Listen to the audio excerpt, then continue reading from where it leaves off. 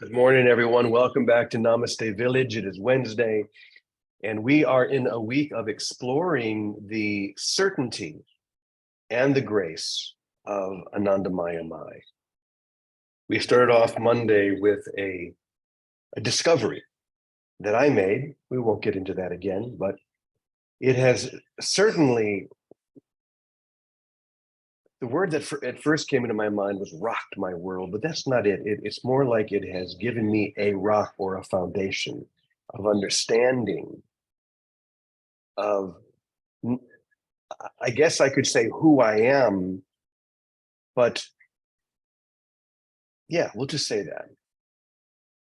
Who I am, who I've always been, and where the instant of realization sparked, where I realized that experience. And one of the things that I have found, not only through the mother, but through any whole mind that is extending their wholeness. A whole mind can only extend what it knows itself to be, just as a split mind can only extend what it knows itself to be. The difference is that a whole mind is going to be uncompromising with what they have realized within themselves. There will be no wavering. There will be no, well, sometimes it's this and sometimes it's that. It's only one thing, and that one thing is always love. So I'm calling this compassionate certitude or uncompromising compensation. They give only this. There's only one uncompromising message that literally radiates from anyone who has broken down those barriers into a direct experience of their wholeness. This certainly describes Anandamaya Mai. In a moment, I'm going to put up a picture of her again. And as I read two different things that I unearthed from the mother,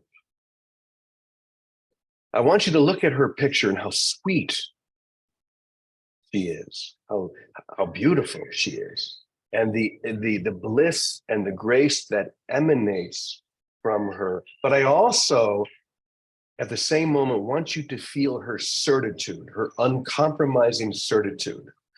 She does not waver. She tells you like it is. And though it comes forth through this very sweet vessel, it is nonetheless without compromise. So let me go ahead and I'm going to put her up on the screen. And then I'm going to read a couple of things from her. Okay. How's that? First of all, just see if you can feel that bliss that emanates from her. Remember, her name, Anandamaya Mai, means bliss-permeated mother. So feel that while hearing this uncompromised voice who's going to tell you like it is, not holding back. Here's the first part. This body, which is what she called herself, this body tells of one sovereign remedy for all ills. God. Only one. Trust in him. Depend on him. Accept whatever happens as his dispensation. Regard what you do as his service. Keep satsang. Think of God with every breath and live in God's presence. Leave all of your burdens in his hands and he will see to everything. There will be no more problems. Let me read this one more time. And just drink this in like an elixir. And knowing that she's ultimately saying there's one problem and one solution. As it would say in A Course in Miracles, the problem is you think you're separate from God. The solution is you're wrong. That's a great solution. It kind of covers the whole thing. And she's saying the same thing in different words. So listen to them one more time. This body tells of one sovereign remedy for all ills, God alone. Trust in him, depend on him, accept whatever happens as his dispensation. Regard what you do as God's service. Keep satsang. Think of God with every breath. And live in God's presence. Leave all your burdens in his hands, and he will see to everything. There will be no more problems. Once again, this is the voice of certainty. And one is only certain of something if they are in the experience of that. If you're not in the experience of it, but you have an intellectual understanding, then you believe it. And this is what we would call the illumined mind.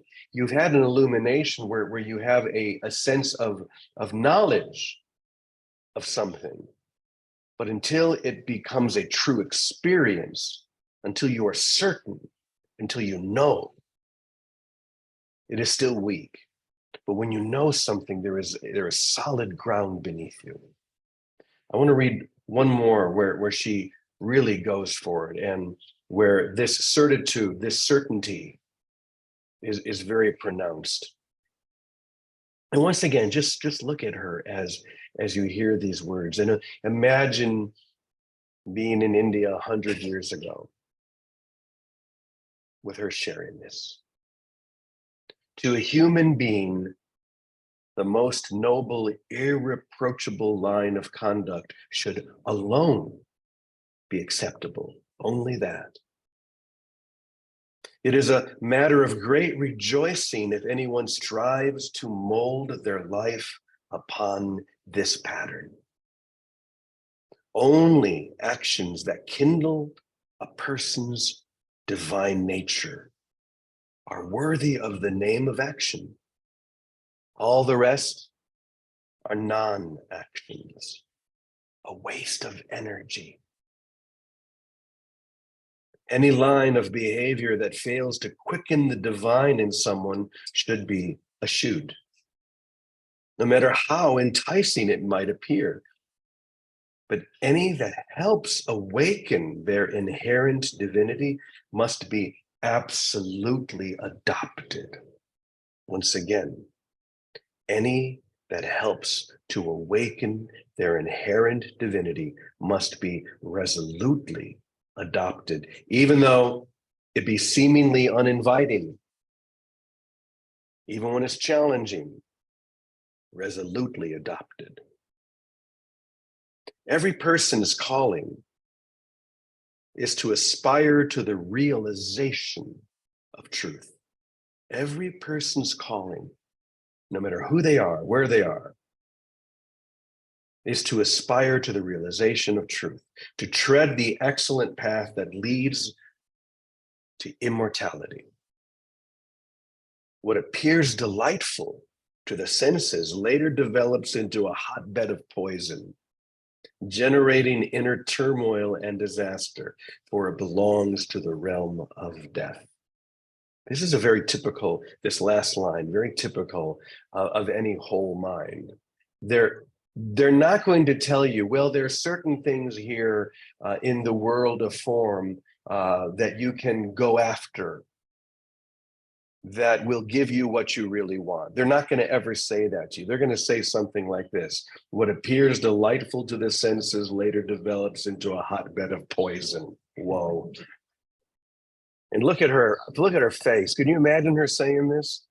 A hotbed of poison, generating inner turmoil and disaster, for it belongs to the realm of death. She's not holding back, and neither should she. Neither should you hold back.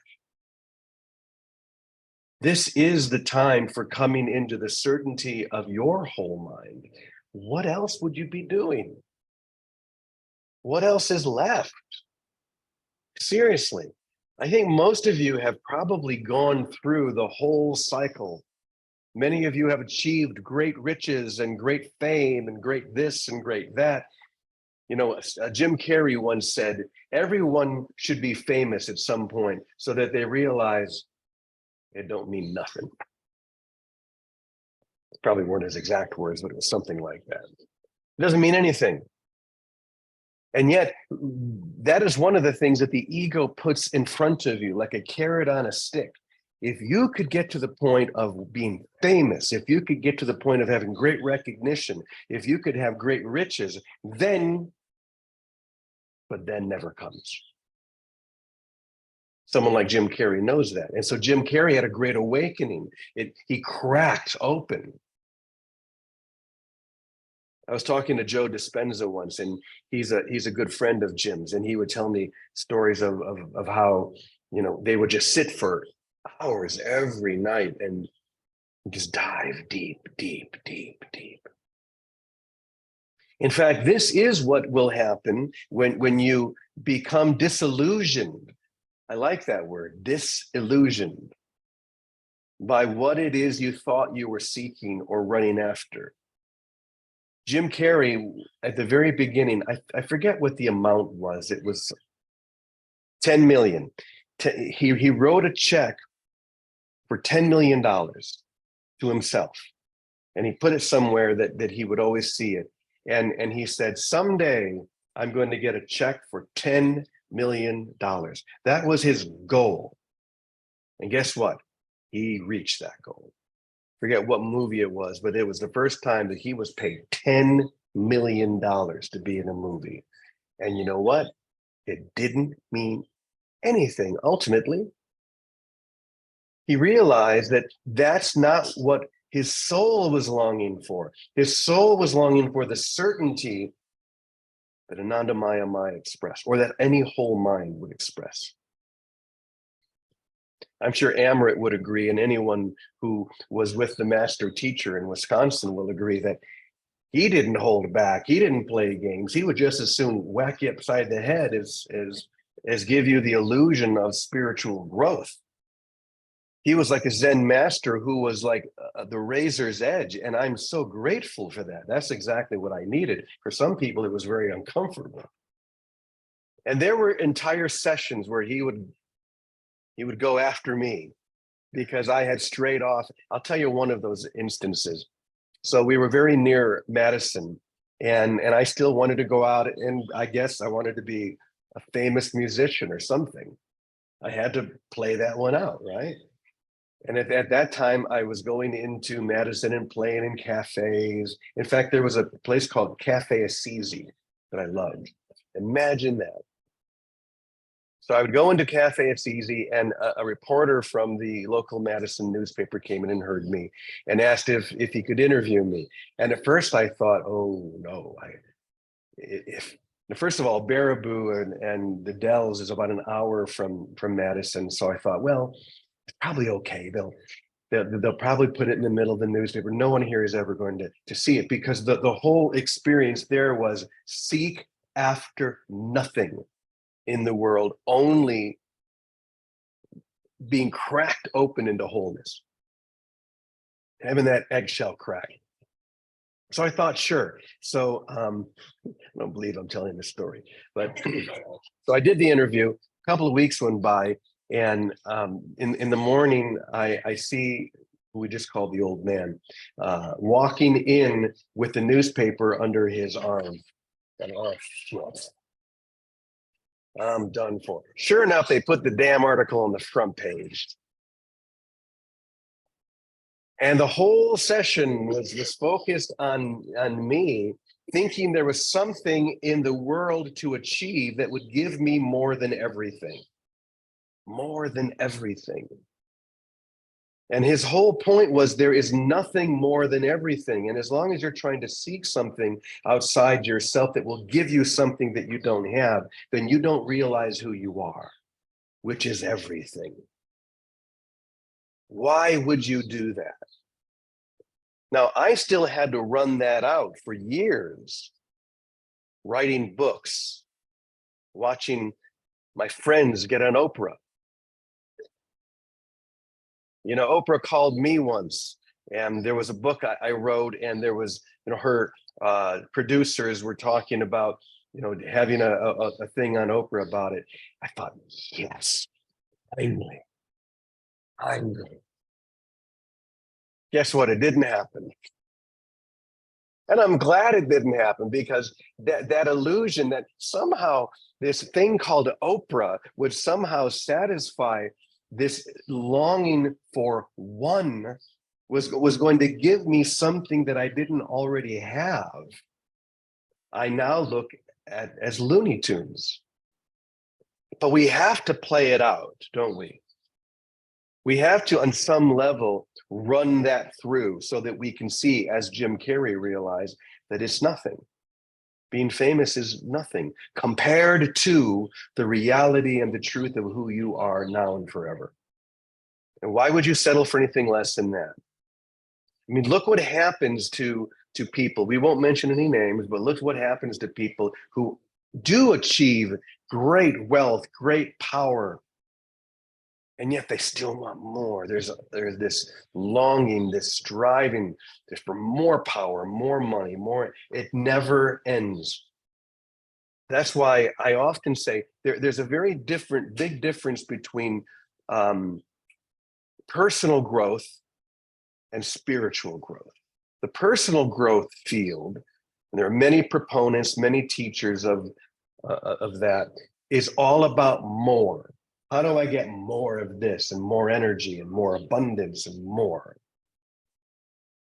Guess what? The spiritual growth is about less. It's about simplicity. It's about drawing inward, not clinging outward. So this is where we find ourselves. So this is why every morning we start off with the prayer for the awakened. It assumes exactly what it says, that you are awake, that it's true right now in this moment. What else? I mean, that's how God sees it. So why shouldn't we? Why shouldn't I see it as God sees it? That I am awake now. You are awake now. That's all there is. So why not now? I'm just blabbering. But there is one who will bring it right back. There is one who will be the voice, the voice of reason in my complete unreasonableness. Vicky, take it away. Thank you, Brother James. Well, I remember that day well, with Dear One walking in with the newspaper, because I was at your show. I went to your show, because on the other side of it, love is, no matter the question, love is the answer. Simple as that. Because I always saw the light, and I was so excited you were expressing it and giving it. And whether you were still chasing ambition or not was irrelevant in my mind. And it was something you had to play out, and all of us do. It's what the whole Course in Miracles is about: specialness. Anytime we chase any specialness, no matter what it is, it's a hotbed of poison in down the road. No matter what it is, no matter how healthy it looks, how good it looks, it's not the object that's the hotbed. It's our going outside of ourselves to get something that's the object. No different. And it comes down to simple things like if we go out of our way for health and make health the goal, that's no different than making $1 million your goal. It's the seeking outside that enforces the split within our own mind. It cements the split into particulars out here. And the whole thing is get it from within. Use the outside as a mirror, open up to the natural love that you are, follow the voice of love, and it probably will take you to the 10 million or to the fame by grace, not by effort. Again, And so I have a good example of it. So some of you know and watch, and you have seen The Chosen. One of the best examples of The Chosen are the interviews with the different actors who were down and broken before they got cast somehow into The Chosen. And many of the stories are the same. They're guys that were ready to leave their careers as actors and whatnot because they had a spiritual moment of desperation where they really prayed and asked for help, real help, like what is God's plan for me kind of help, thy will be done kind of help. And within, a while, maybe weeks, they got a phone call to come and audition for these different parts. And now these actors in that show is probably the most successful faith-based television show that's ever been done.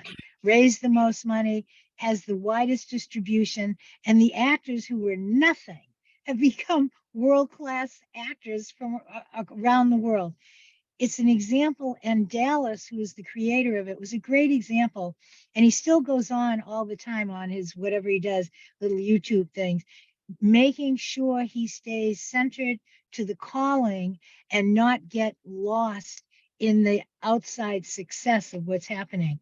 And that's the same for us. If we stay true to the calling of love, whether it's to have better health, to lose 10 pounds, to get a better job, to all the little things that we think we know the answer for, if we get down on our hands and knees every day, all day, like Anandamaya Ma is saying, it, keep your eye on God. Let your eye be single. That's what she's saying.